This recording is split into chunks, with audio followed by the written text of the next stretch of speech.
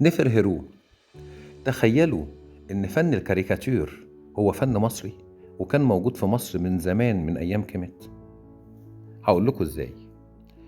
عرف الإنسان الرسم قبل أن يعرف الكتابة، فكان الرسم أول وسيلة لدى الإنسان المصري أو الإنسان بصفة عامة للتعبير عن أفكاره، إلى أن اخترع الكتابة فكتب ورسم على الأحجار ثم على أوراق البردي بعد ذلك.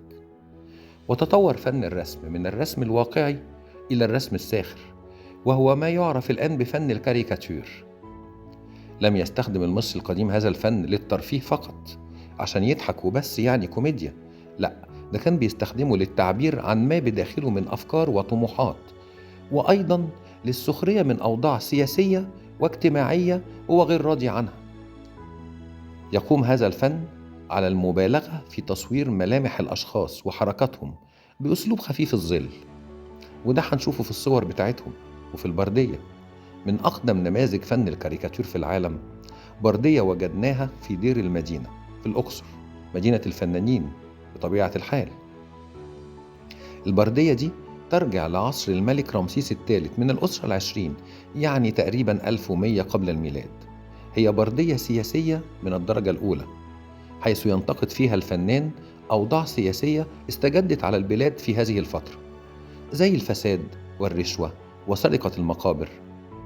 وقد ظهرت موهبة الفنان المصري واضحة في براعته في تصوير الحيوانات تمارس نفس الأنشطة والحركات التي يمارسها الإنسان بكل سهولة. نرى في البردية مثلا أسد بيلعب مع الغزال لعبة السنت اللي هي الشطرنج يعني، ويبدو أن الأسد هو اللي كسب، فالفرحة تبدو على وجهه، بينما نرى الغزال حزينا، طبيعي لأنه خسر. نرى أنشطة أخرى تمارسها حيوانات ولكن بصورة مقلوبة ومغايرة للواقع، وهو ما يعرف بأسلوب الرمزية.